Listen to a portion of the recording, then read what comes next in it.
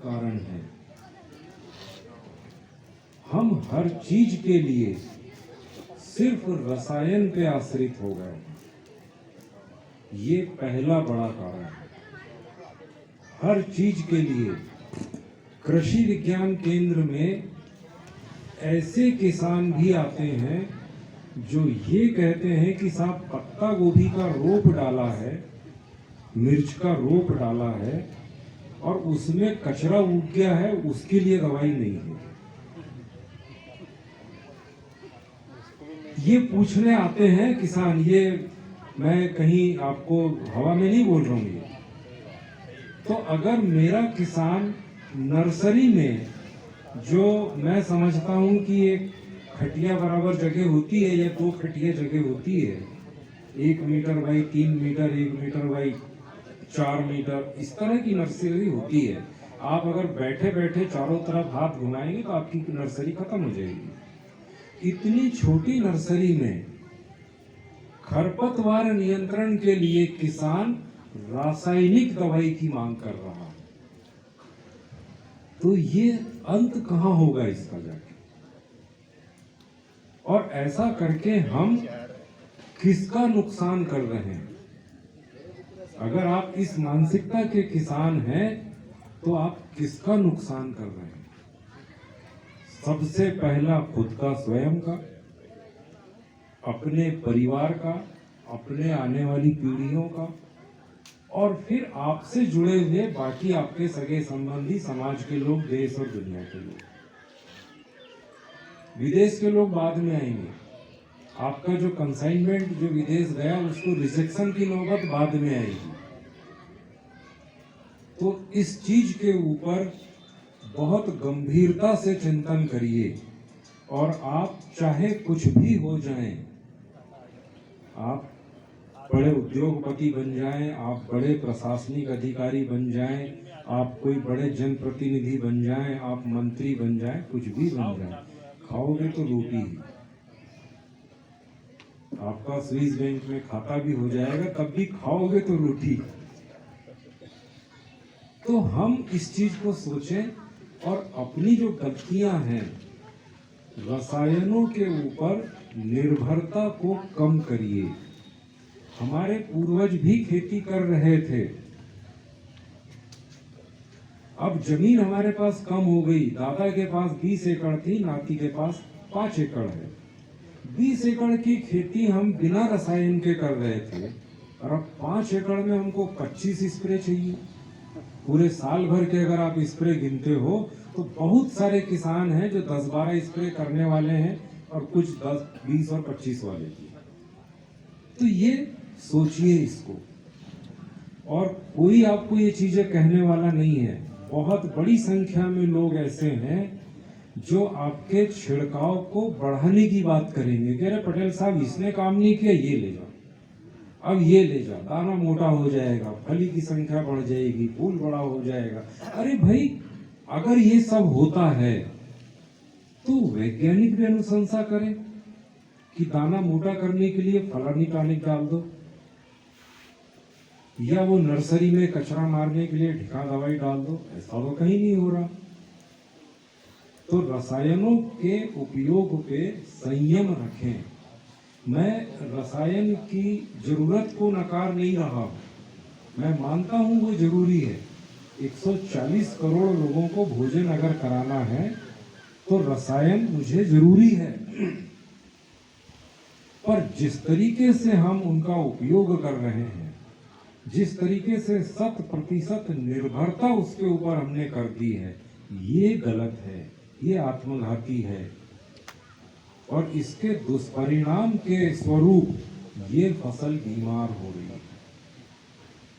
ये जो sheath blight है, राइजोक्टोनिया सोलेनाई फंगस, ये फंगस अगर मैंने गलती नहीं की होती तो ये आता ही नहीं। मैंने उसको लगातार 5 साल, 6 साल, 8 साल से उसको घर जाके मैं बुला के ला रहा हूँ कि भाई साहब आइए, भाई साहब आइए, भाई। अब वो आने लगा। बुलाने का मतलब है हम गलत तरीके से खादों का प्रयोग कर रहे हैं, वो उसको निमंत्रण हो गया। अब रसायन में गलत कौन सा? सबसे प्रमुख, सबसे बड़ी मात्रा में हम उर्वरक का प्रयोग कर रहे हैं, और उर्वरकों का प्रयोग जरूरी है, अनुशंसित है, ये तो बात बिल्कुल सही है। पर तीसरी एक बात बड़ी महत्वपूर्ण है, वो है संतुलित मात्रा में। इस एक शब्द को हमने अपने दिमाग से निकाल दिया, वो बहुत ही जरूरी है। आपको खाना चाहिए, दोपहर में खाना चाहिए, सुबह नाश्ता चाहिए, रात का खाना चाहिए, और उसकी एक सीमा है, एक लिमिट है, एक संतुलन है। अगर आप सुबह भी 20 समोसे खा लें, दोपहर में फिर 20 समोसे खा लें, और शाम को भी 20 समोसे खाएं, तो कितने दिन जिंदा रहोगे? महीने में 2 बार खाओगे, 4 बार खाओगे, तब तो ठीक है, समझ में आता है। पर हमने रोजाना समोसे खाना शुरू कर दिया, या कचौड़ी खाना शुरू, या रबड़ी खाना शुरू कर दिया, तो दिक्कत हो जाएगी। तो यहाँ पे समोसा या रबड़ी क्या है? वो है यूरिया। यूरिया ने जितना आपको फायदा पहुंचाया है, अब वो उतना ही आपको नुकसान पहुंचाने लगा है। फसल जो हमारी बीमार हो रही है, चाहे गेहूं हो, चाहे गन्ना हो, चाहे मक्का हो, चाहे धान हो, चाहे सोयाबीन हो, चाहे आलू हो, चाहे जो भी फसल आप लगा रहे हैं, इन सब में यूरिया का संतुलित उपयोग शुरू कर दीजिए। फसल बीमार होना कम हो जाएगा, बंद नहीं होगा, कम हो जाएगा। एक आध स्प्रे की कभी जरूरत पड़ेगी और कभी नहीं भी पड़ेगी। अगर हमसे कोई पूछे कि भाई साहब आप मलेरिया की दवाई कितने दिन में लेते हो, आप दस्त लगने की दवाई गोली कितने दिन में खाते हो, इसका क्या जवाब? अरे भाई, मैं मलेरिया से बचूंगा ना, मच्छरों से मेरी सुरक्षा करूंगा, मलेरिया कभी नहीं होगा। हो सकता है कभी 2-5 साल 10 साल में एक आध बार हो जाए, तो हम दवाई ले लेंगे। पर हम गटर में जाके रोज सोने लगे जहाँ मच्छरों की भरमार है, तो हर तीसरे महीने मलेरिया होगा मुझे, हर तीसरे महीने। तो वही स्थिति होगी। यूरिया का प्रयोग आप संतुलित करिए, और संतुलित का मतलब समझिए, हर फसल को 5 पोषक तत्वों की जरूरत पड़ रही है। वैसे 16 की पड़ती है, 16 की बात हम अभी नहीं करेंगे। 3 की बात हम अभी तक करते रहे हैं, पिछले 5 साल पहले, 7 साल या 10 साल पहले तक सिर्फ 3 तत्वों की बात करते थे, नाइट्रोजन, स्फूर और पोटास। पर अब हम 5 तत्वों की बात कर रहे हैं, क्योंकि पिछले 40 सालों से, या 40 से भी ज्यादा समय हो गया, लगभग 50 साल से बैतूल जिले की जो फसल पद्धति है, जो क्रॉपिंग सिस्टम है, उसका मतलब क्रॉपिंग सिस्टम या फसल पद्धति का मतलब एक फसल के बाद दूसरी कौन सी आप लेते हैं, फिर अगले सीजन में कौन सी लेते हैं, फिर कौन, इस तरह का वो जो सिस्टम जो चलता है कि खरीफ में आपने मक्का लगाया या सोयाबीन लगाया, रबी में आपने गेहूं लगाया या चना लगाया, ये क्रॉपिंग सिस्टम कहलाता है। तो बैतूल जिले में पिछले 50 साल 40 साल से आप देख लीजिए, सोयाबीन का एरिया 2.25 लाख हेक्टेयर के आसपास रहता है। मक्के का एरिया पहले 50-60 हजार हेक्टेयर था, अब पिछले 4 साल से बढ़ के वो 1 लाख 1.25 लाख हेक्टेयर हो गया। सोयाबीन का थोड़ा सा कम। धान का एरिया 50-55 हजार हेक्टेयर है। रबी में चना हमारा 35 हजार हेक्टेयर है, 40 हजार हेक्टेयर है। गेहूं का रकबा पहले 70-80 हजार हेक्टेयर था, सिंचाई बढ़ते चलेगी तो वो 1.5 लाख 2 लाख हेक्टेयर हो गया। अब बाकी फसल जीरो, ऑलमोस्ट जीरो। मतलब अगर कहीं आप किसी एक गांव में, 2 गांव में अगर कोई कुछ लगा लेता है, वो गिना नहीं जाएगा। पर मोटे तौर पे ये जो 4 या 5 फसलें हैं, पूरा हमारा जो चक्र है वो यही 4-5 फसलों के बीच में घूम रहा है। सोयाबीन, मक्का, गेहूं, चना, 4थे-5वें नंबर पे धान है कहीं। तो ये 5 फसल में पूरा हमारा चक्र चल रहा है। तो जहाँ ये 5 फसल मुख्य रूप से उगाई जा रही है, वहां पर जमीन में जिंक की और सल्फर की कमी हो गई है। तो इसलिए नाइट्रोजन, स्फूर, पोटास के साथ में आपको जिंक और सल्फर की जरूरत है। इन 5 पोषक तत्वों का संतुलन बनाइए और उसका प्रयोग करिए। आपकी सारी फसलें, चाहे आलू हो, चाहे गन्ना हो, चाहे गेहूं हो, चाहे मक्का हो, चाहे सोयाबीन हो, चाहे धान हो, इनमें जो समस्याएं आपकी आ रही है ये 50% बिल्कुल नीचे आ जाएगी। एक बड़ा अच्छा उदाहरण आपके पास है। रामदेव बाबा ने पिछले 20 सालों में सिर्फ डाइट कंट्रोल करके और एक्सरसाइज करके ढेरों लोगों को ठीक कर दिया बिना दवाई के। अपन सब जानते हैं, अपने भोजन को आप संतुलित कर लीजिए, आचार व्यवहार जो हमारा आहार है उसको ठीक कर दीजिए, थोड़ी सी एक्सरसाइज कर लीजिए, आपकी 50 बीमारियां कम हो जाएगी। तो अगर ये फसलों की डाइट को मैंने ठीक कर दिया कि साहब 5 किलो जिंक चाहिए तो 5 किलो जिंक दे दिया, कि साहब यूरिया का डोज 150 किलो से ज्यादा नहीं होना चाहिए तो उसको 150 के अंदर ही रखा, पोटास 30 किलो चाहिए तो वो भी 30 दिया, स्फूर 60 चाहिए वो 60 दिया। ये संतुलन कहलाता है। अब अगर इसमें कटौती करने की बारी है तो हम समान रूप से कटौती करें। अगर आपने जिंक नहीं दिया है तो नाइट्रोजन देने का हकदार आप नहीं है। वो अगर आपने 0 किया है तो इसको भी 0 करिए। पैसे के कारण आपकी दिक्कत है तो आप समान रूप से कट करिए सब। नाइट्रोजन अगर आप जिंक को आधा करेंगे तो नाइट्रोजन को आधा कर दीजिए। ये संतुलन है। अभी ऐसा नहीं हो रहा है। आप जिले के रासायनिक उर्वरकों के बिक्री के आंकड़े, आपके जंबाड़ा में क्या हो रहा है ये मुझे नहीं पता, पर बैतूल जिले के आंकड़े मुझे पता है। वहाँ कलेक्ट्रेट की बैठक में वो सब डीएमओ और पूरे कंपनी वाले और पता चलता है कि हमारा इतने 1000 कुंटल, इतने लाख कुंटल यूरिया गया। अगर यूरिया 100 बोरी जा रहा है तो सिंगल सुपर फास्फेट 200 बोरी जाना चाहिए। उसका अनुपात वही है। अगर ये 100 गया तो वो 200 जाना चाहिए, और ये 100 गया वो 200 गया तो हमारा 50 बोरी पोटास भी जाना चाहिए, और ये इतना गया है तो हमारा 10 कुंटल 10 बोरी हमारा जिंक सल्फेट भी जाना चाहिए। ये हमारा नियम कहता है।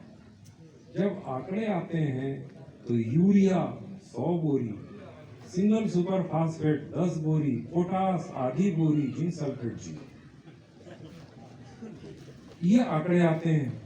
अब जब वो आंकड़े वहां इस तरह के आते हैं तो मैं वही बोलता हूं कि साहब फसलें बीमार होना तय है। अगर आपका डैम यहाँ बन रहा है उसको फोड़ देंगे तो नीचे वाला बहेगा, ये तय है।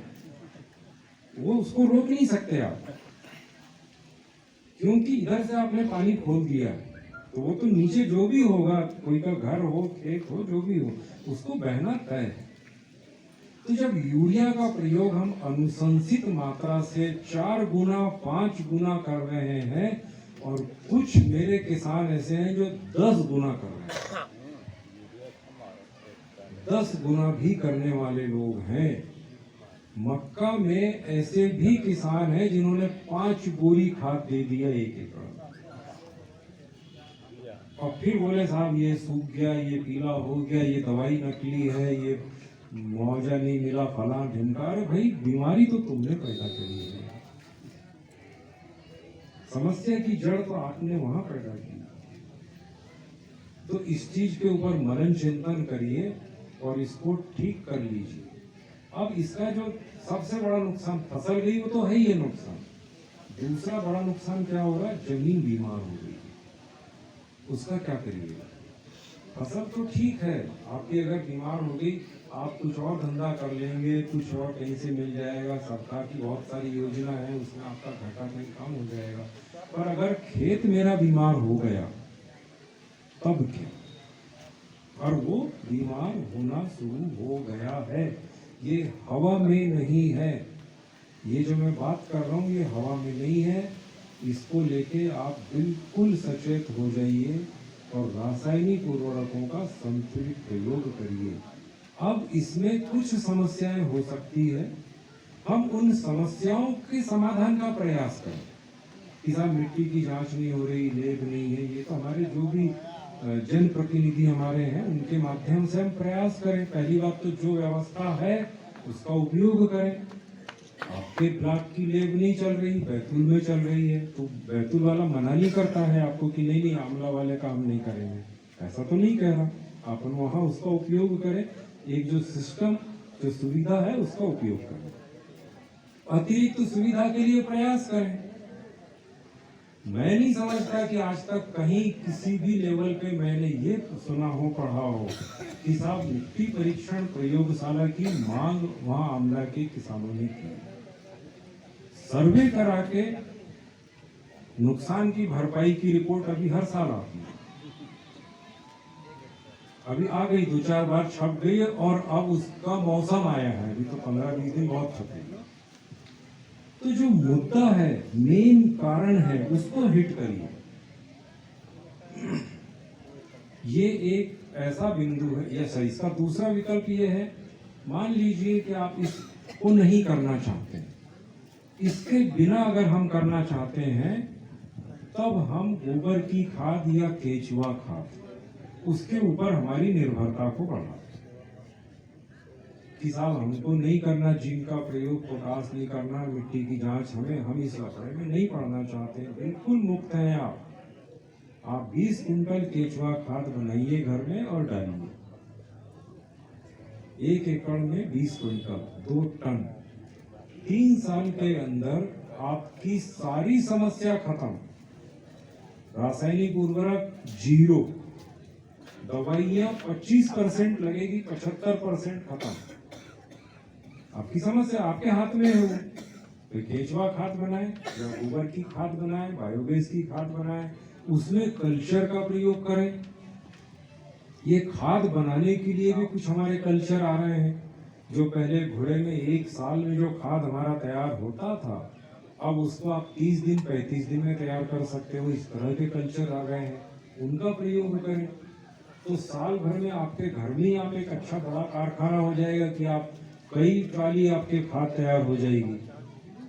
तो आपका हजारों रुपए खाद का बचेगा, दुष्परिणाम से बचेंगे और इन दवाइयों के खर्चे से भी आप बचेंगे। या तो उस रास्ते पे हम चले जाएं।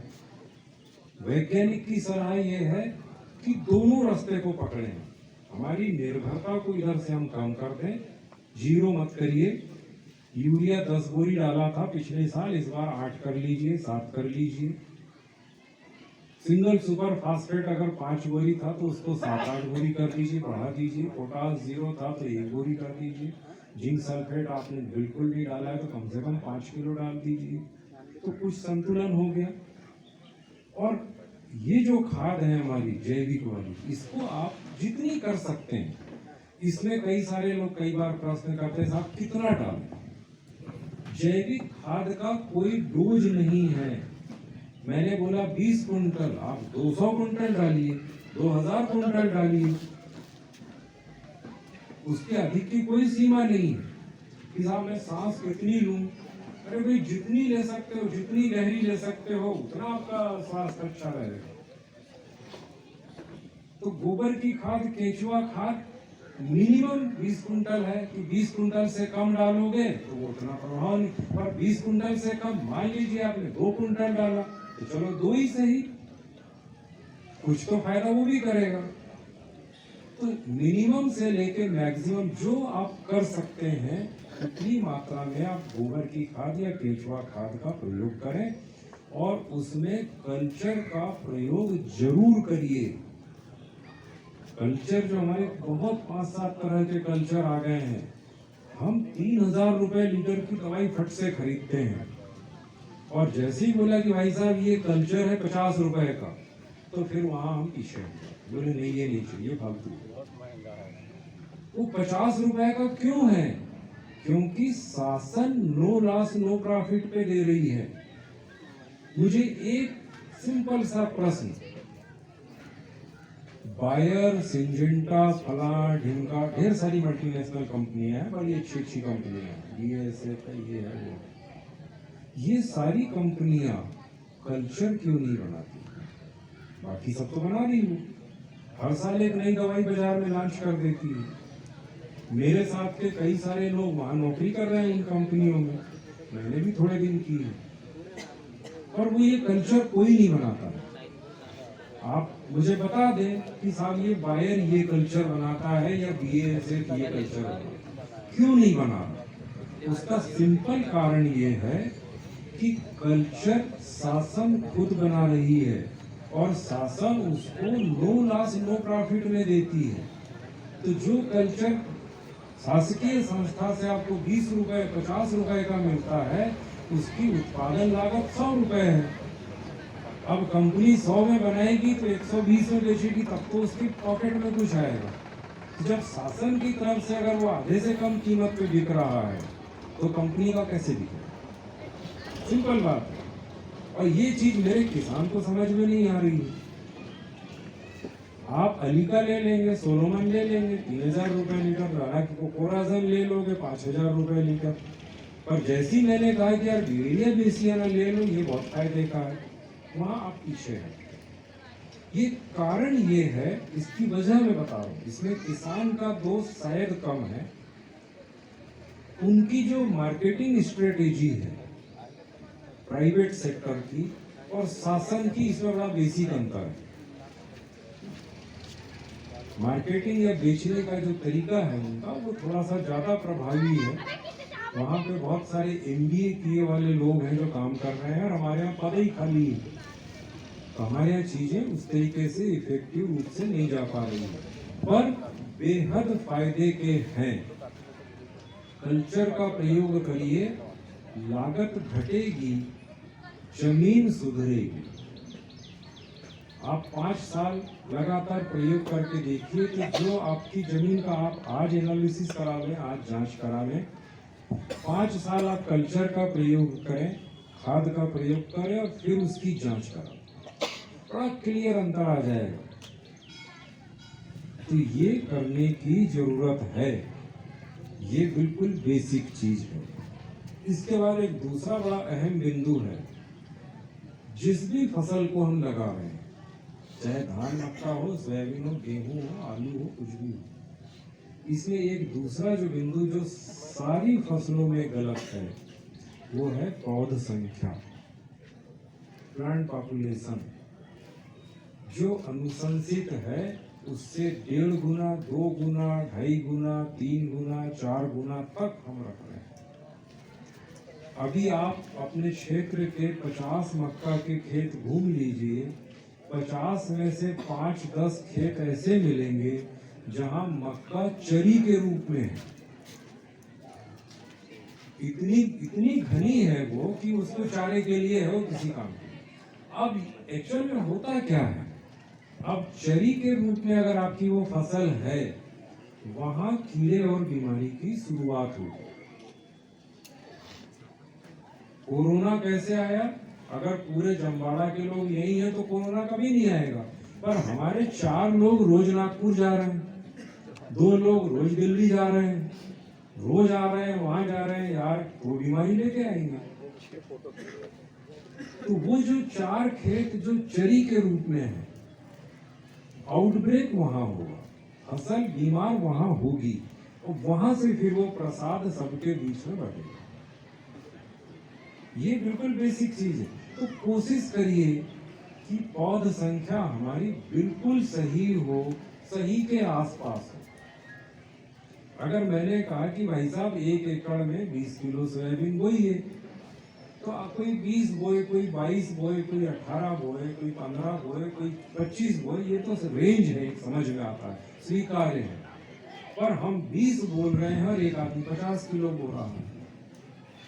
ये सारी फसलों में हो रहा है, ये सारी फसलों में, किसी एक फसल की बात नहीं कर रहा हूं, और वो हमारी एक बड़ी वजह है जिसकी वजह से कीड़े और बीमारी फैलते हैं।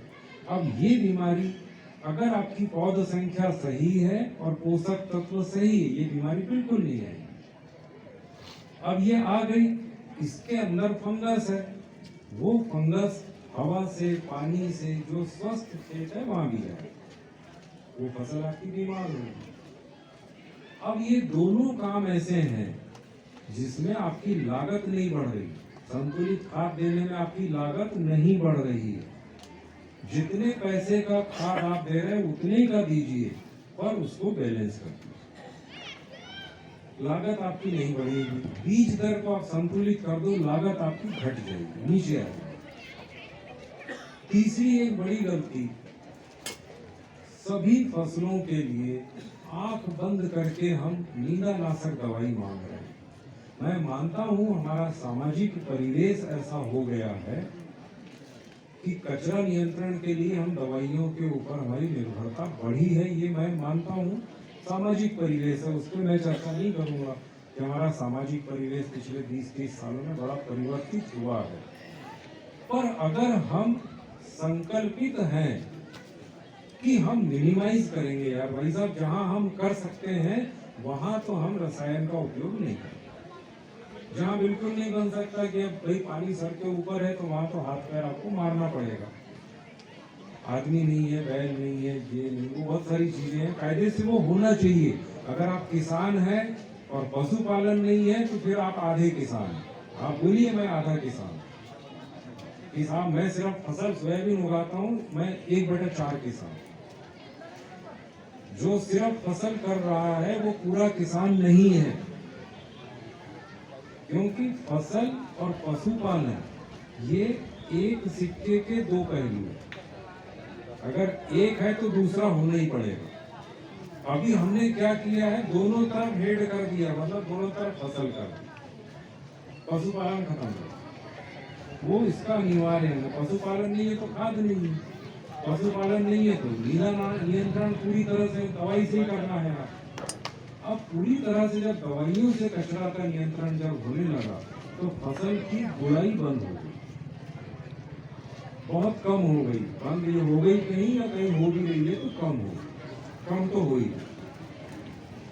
बुराई का कोई विकल्प नहीं है। अगर आप बुराई नहीं, अच्छा फिर रासायनिक खाद पूरा दे रहे हैं तो जमीन की भौतिक दशा बिगड़ गई। भौतिक दशा बिगड़ने का मतलब ये है कि उसके अंदर जो लाभदायक जीवाणु है वो खत्म हो रहे हैं। लाभदायक जीवाणुओं के स्थान पर जो हर साल हम कुंटलों में डाल रहे हैं, इसमें से बहुत सारा तत्व ऐसा है जो फिक्स होता है, जमीन के अंदर जमता है। उसका जो सक्रिय तत्व है वो तो आधा पौधे में ले लिया, आधा पानी में बह गया, आधा हवा में चला गया। पर बहुत सारा मटेरियल जो फिक्स होता है, 18% नाइट्रोजन, 46% फास्फोरस DAP में है, 16% आपका फास्फोरस सिंगल सुपर फास्फेट में है। तो बचा वाला क्या है? 100 किलो मैंने सिंगल सुपर फास्फेट लिया तो 16 किलो फास्फोरस है। बचा वाला 84 क्या है? और वो कहाँ जा रहा है? पाकिस्तान तो नहीं जा रहा, वही है ना वो। और वो डिजायरेबल नहीं है, वो आपके फायदे का नहीं है। तो कोशिश हमको करना है कि कम हो जाए। और कल्चर जो प्रयोग हम करते हैं ये आपके स्थिति को सुधारता है। अब बुराई कम हो गई, भौतिक दशा बिगड़ गई, तो जैसे ही पानी गिरा, 2 दिन 4 दिन की झड़ी लगी, फसल पी ली। अभी अपन रोज बोल रहे थे जल्दी खुल नहीं रहा। आप लिख के रख लें, अगर ये 8 दिन 10 दिन खुल गया तो आप कहेंगे साहब एक पानी तो चाहिए ही, नहीं तो फिर सर्वे कराओ, फिर आवेदन, साहब सर्वे कराओ। अगर उसमें गोबर की खाद है, अगर उसमें डोरे चले हैं तो 15 दिन भी पानी नहीं गिरेगा तो वो सहन करेगी, उसमें कटाई नहीं होगी फसल, क्योंकि उसमें नमी की स्थान है, पानी को रोकने की क्षमता है उसके अंदर। और अगर वो नहीं है तो वो तो पिटना ही है। तो ये 2-3 चीजें ऐसी है जो किसान को चिंता करिए, चिंतन करिए और सुधारिए। इनका कोई विकल्प नहीं है, इनका कहीं कंपनसेशन नहीं है, इन चीजों का कहीं बीमा नहीं है। बीमा का फार्मूला अलग है, वो बहुत सारी है। ये जो चीजें जो खराब हो रही है, आप जब 5 साल बाद 10 साल बाद आएंगे कि साहब इसमें सोयाबीन नहीं बढ़ रही है, हम टेस्ट करेंगे, हम बोले इसका पीएच ऊपर हो गया, नीचे हो गया, फला हो गया, ढंगा हो गया, उसका कहाँ क्लेम है क्या कहीं? और फिर उसको जो मैं सुधारने के तरीके आपको बताऊंगा, मैं मतलब वैज्ञानिक, तो आप कहोगे भाई साहब ये तो खेती करना मुश्किल हो जाएगा, ये तो कैसे होगा? तो वो नौबत आए उसके पहले हम जाग जाएं, संभल जाएं। अगर खेती कर रहे हैं, किसानी कर रहे हैं, तो रसायनों का संतुलित उपयोग करिए, क्योंकि ये अनंत काल तक चलने वाली चीज है। सोयाबीन या मक्का सिर्फ इस सीजन में पैदा करके बोले फुर्सत हो रही, तब तक ठीक है कर लीजिए, फिर तो मैं भी कहूँगा पेराक्वाट डाल दो, परसूट डाल दो, फलां डाल दो, ढिंका डाल दो। और ऐसा नहीं है ना, हमको अगले साल भी करना है और उसके अगले साल और उसके अगले साल अनंत समय तक करना है। एक निवेदन और, फसल पे निर्भरता को कम कर दीजिए। पूरे किसान बनिए, आधे किसान नहीं, कौन किसान नहीं, पाव किसान नहीं, पूरे किसान। पूरा किसान वो है जो फसल के साथ दूसरे कम से कम एक दो काम खेती वाले और करता है। केंचुआ खाद बनाता है, बीज उत्पादन करता है, शहद की खेती करता है, आम की खेती करता है, सब्जी भाजी का काम करता है, मशरूम की खेती करता है। ये जब आप इस दूसरे बहुत सारे काम हैं हमारे, इनमें से कोई एक या दो काम आप करने लगेंगे तो आपकी इसके ऊपर निर्भरता कम हो जाएगी। अगर मान लीजिए आपने 500 कलमी पौधे तैयार कर लिए, फुर्सत में आप जब बैठे, टाइम आपके पास है, आप उसमें ग्राफ्टिंग कर रहे हैं, कलम बांध रहे हैं, आपने 500 पौधे तैयार कर लिए। बाजार में ग्राफ्टेड पौधा 150 रुपए का बिकता है, आपने 80 रुपए में बेच लिया, आधी कीमत। आप 500 के 80 के हिसाब से जोड़ लीजिए, 40,000 रुपए हो गए। तो आपकी जब ये फसल पिटेगी तो आप सोचोगे यार मक्का गई ठीक है, पर 40,000 के पौधे मेरे पास है। या दूसरा कोई भी काम आपका, बहुत सारे काम है, अब असंख्य है। परसों के दिन भोपाल में छपा, पेपर में छपा, भोपाल के एक गांव में कुछ किसानों ने, वो किसान भी नहीं थे मूल रूप से, सिर्फ भूसे का व्यावसायिक विक्रय किया, 80 करोड़ रुपया का धंधा बन गया भूसे का। आसपास के गांवों से खरीदना और उसको जहां जरूरत है वहां पे ऑफ सीजन में बेचना। 80 करोड़ का टर्नओवर है। सब कुछ खर्चा पानी भी छाट के आप हिसाब लगा ले, बिजनेस है तो 10% 20% तो बचा होगा, तो कई करोड़ रुपया कमा लिया। तो इसमें से ध्यान थोड़ा सा कम करके कुछ व्यवसायिक करने का हम सोचें, ताकि हमारी आर्थिक स्थिति अच्छी रहे। अगर हम सिर्फ गेहूं सोयाबीन की खेती करें और रासायनिक खेती करेंगे, हर चीज के लिए दवाई की दुकान पे जाएंगे, तो आमदनी हमारी बढ़ने की संभावना नहीं है। कोई कुछ भी कहे, मैं किसी के खिलाफ नहीं बोल रहा हूँ, पर अगर आप गेहूं चना सोयाबीन की खेती करते हैं सिर्फ और सिर्फ हर चीज के लिए रसायन की दुकान पे जाते हैं, तो आपका लाभ बढ़े इसकी उम्मीद मुझे नहीं। पैदा हो जाएगा, मैं बोलूंगा इस पे मेटालेक्सिल डाल दो, बीमारी ठीक हो गई, आपका उत्पादन आ गया। पर मेटालेक्सिल में 3,000 रुपये निकल गए, 2 कुंटल मक्का गई। ठीक है, यही होगा ना। तो हमको ये सोचने की जरूरत। अब सामयिक में ये जो बीमार हुई है फसल, अभी इसका पहला स्टेप ये है, इन पौधों को निकाल के बाहर करिए। अभी ये इक्का दुक्का है, सारे खेत में एक एक नहीं है, कहीं कहीं दिख रहे हैं, और अगले 15 दिन में ये बहुत तेजी से बढ़ेगा। ये पौधा आपको भुट्टा नहीं देगा, लालच में मत पड़िए कि साहब कुछ तो दे जाएगा, ये सिर्फ बीमारी देगा। ये आपको उत्पादन नहीं देगा, ये इसके बाजू के 4 पौधों को लेके और बैठे। तो ये अब शत्रु है हमारा ये मक्के का पौधा नहीं है, ये शत्रु पौधा है।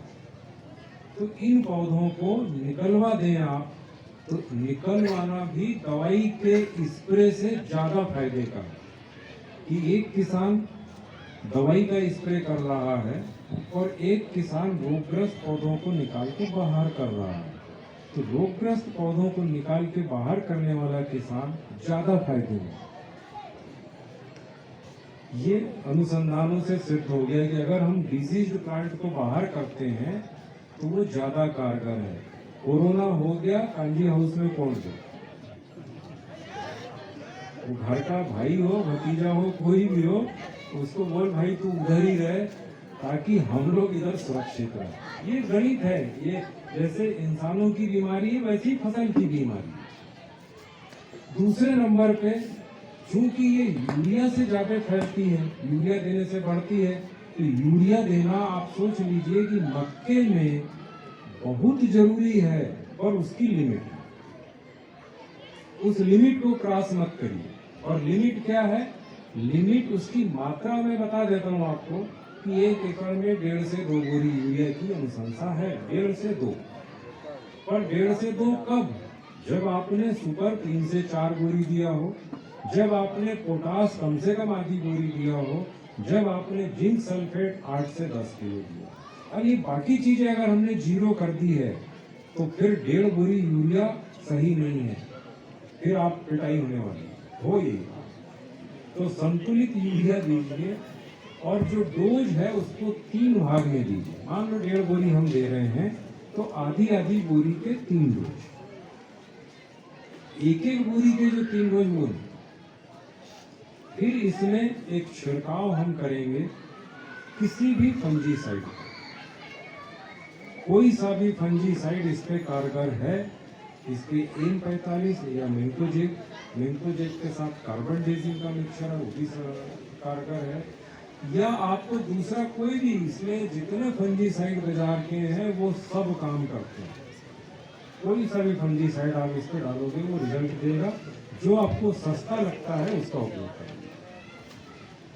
इसके बाद ये जो धान का एक सैंपल मेरे पास है, धान में ये झुलसा रोग है, ब्लास्ट फंगस से होने वाली बीमारी है। ये झुलसा पायरिकुलेरिया ओराइजी फंगस है, और इसका भी मूल कारण है एक्सेस यूरिया। अगर आपने यूरिया ज्यादा दिया है तो ये तेजी से बढ़ेगा। इसमें भी खाद को संतुलित मात्रा में दीजिए, और इसमें ट्राईसाइक्लाज़ोल, यहाँ पे मैं कोई भी फंजीसाइड नहीं बोल रहा हूँ, इसमें आप ट्राईसाइक्लाज़ोल का प्रयोग करिए, ये बीमारी तुरंत रुक जाएगी। ट्राईसाइक्लाज़ोल पाउडर आता है, वो तुरंत आप इसको डालिए। अगर वो नहीं है तो हेक्साकोनाजोल या प्रोपिकोनाजोल का प्रयोग करिए। जब तक कि ये बीमारी ठीक नहीं होती है तब तक इसमें यूरिया का प्रयोग मत करिए। पीले पत्ते हो रहे हैं, पत्ते सूख रहे हैं, ये हो रहे वो हो रहे, किसान सोचता है एक यूरिया और दे दो, बढ़ जाएगी। वो बढ़ेगी नहीं, बीमारी बढ़ेगी। तो पहले इसमें दवाई का प्रयोग करें और उसके बाद आप यूरिया का प्रयोग कर सकते हैं। और अगर आपने बेसल इसमें फास्फोरस और पोटास और जिंक नहीं दिया है तो आप अभी भी इसमें 05234 के साथ जिंक 80 का या चिलेटेड जिंक उसका स्प्रे करिए। 05234 के साथ जिंक का आप इसमें छिड़काव करिए, और अलग से आप हेक्साकोनाजोल या ट्राईसाइक्लाज़ोल का छिड़काव करिए। ये धान आपकी करीब करीब सामान्य पैदावार अभी भी देने की इसकी क्षमता है। धान में एक समस्या और आती है, अगर आप लोग खेत में हर साल पूरे समय जाते हो, अभी जब बाली निकलेगी तो उसमें कुछ दाने मोटे होके बस्ट होते हैं, फूटते हैं, देखा क्या? उसमें से पाउडर निकलता है, पीले रंग का पाउडर रहता है, बाद में वो काला हो जाता है। मोटा दाना जो है मोटा होगा, फिर फूटेगा, लाई फूट गई, किसान बोलता साहब धान में लाई फूट गई, और उसमें से पीले रंग का हल्दी जैसा पाउडर निकलता है, बाद में वो काला हो जाता है। ये बीमारी बाली निकलने के बाद होने वाली है। उसमें पहले नंबर पे इक्का दुक्का बाली जहां उस तरह की दिख रही है, एक बोरी लेके या एक पन्नी लेके घूम जाइए खेत में, उनको निकाल के बाहर कर दीजिए। मैंने यहाँ पौधा बाहर निकालने की बात नहीं करी है आपसे। ये अलग तरह का रोग है, इसमें ये पौधा रिकवर हो जाएगा, मरेगा नहीं है। पर ये पौधा रिकवर नहीं होगा, ये वाला पौधा रिकवर नहीं होगा, ये मरेगा। अब धान में